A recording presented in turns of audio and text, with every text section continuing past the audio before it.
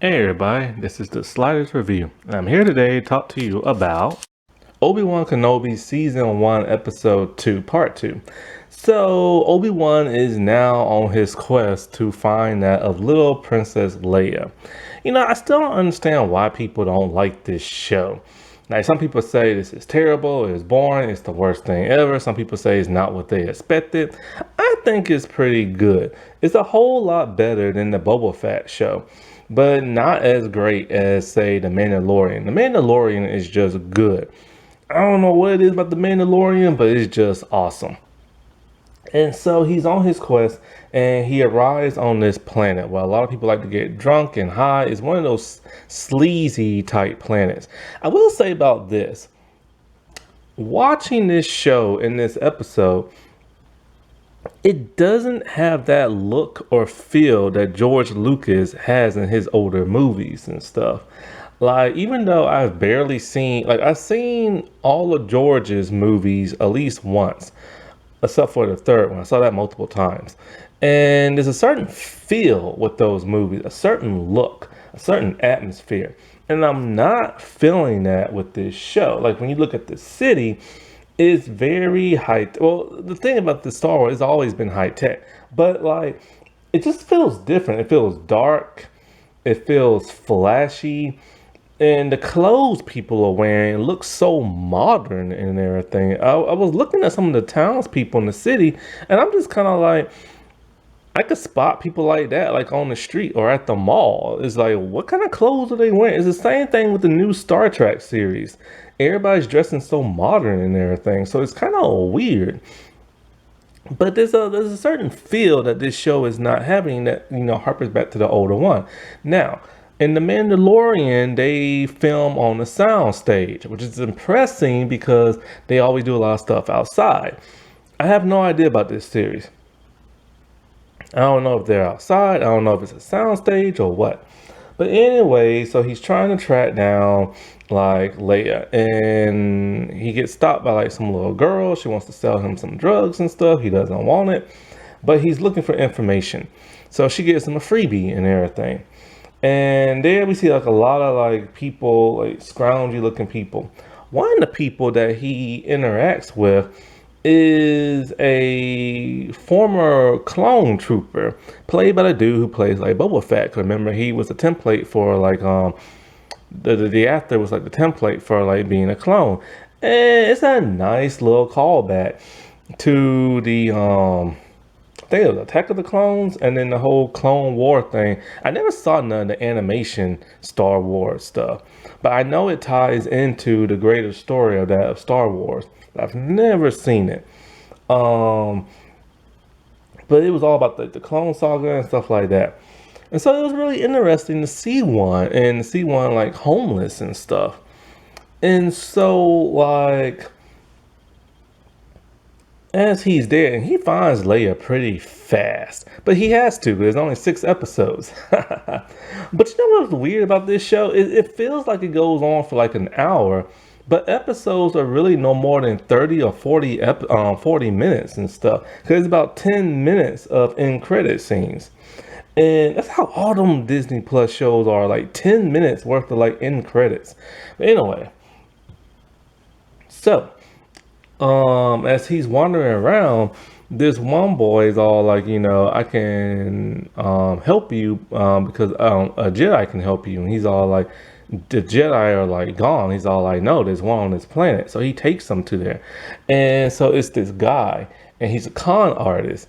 He just has madness attached to his hand, and he's conning this woman out of her money.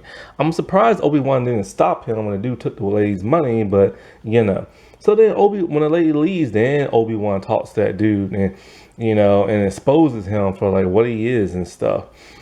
Now, while there, of course, he's meeting with like the bounty hunters and they attack him and he's fighting. Every time he punches somebody, it hurts his hand for some bizarre reason. And the only weapon he's using is his blaster. He brought his lightsaber, but he's not even using it. I'm like, dude, come on, whip that thing out. Now, he can't use the Force because, the Sith will like detect him and stuff. Well, the Inquisitors are there. And of course, Fifth Sister is being her butt-headed self. She still wants Obi-Wan Kenobi, and she wants him bad. But we still don't know why. And so she's pissing off like Third Brother and the Grand Inquisitor. And so, like, eventually he finds Leia. And when he rescues her, he uses like the drugs to like incapacitate like the bounty hunter people. Boy, I gotta tell you, little Princess Leia, this girl steals the entire show. She is my favorite on this series. Like, she's just a great actress.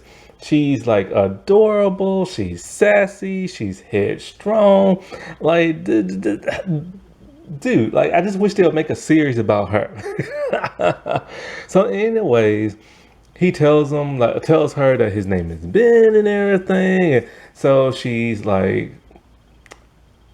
she doesn't really believe that he's like really like a Jedi and everything, but she's willing to like take whatever help she can.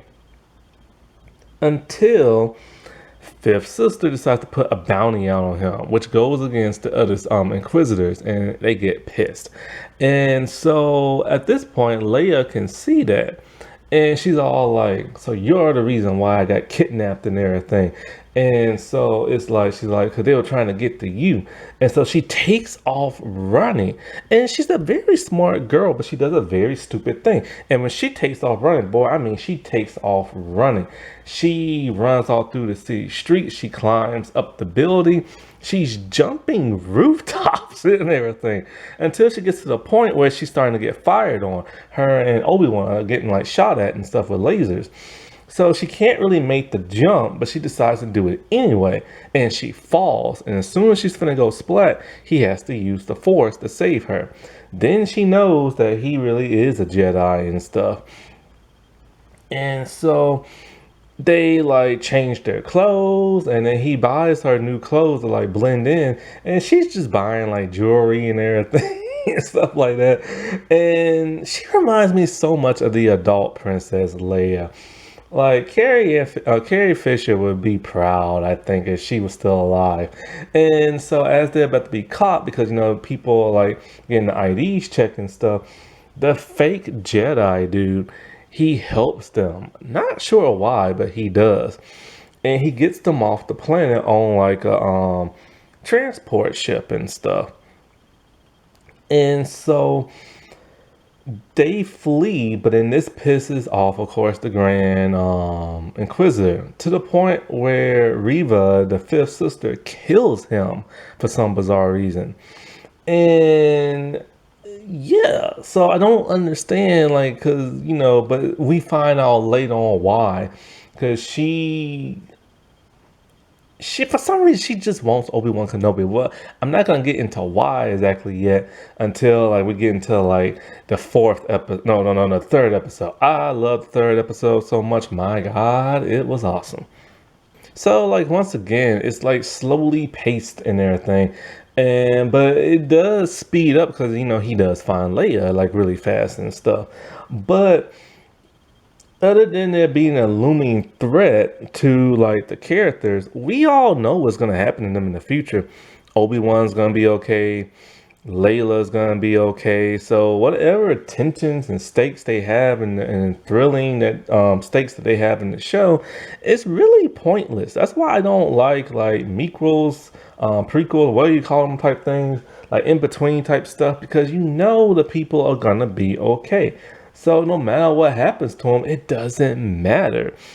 And so because we really don't know the overarching plot of the villains, it kind of makes it a little pointless. I can understand why fans are upset about that, but fans are going in hard as just hating this show and stuff. But you know, if they were to have a big overarching scheme as to what they're doing, then I can understand it would be more juicier and stuff. Alrighty, well, I'll talk to y'all later. Bye.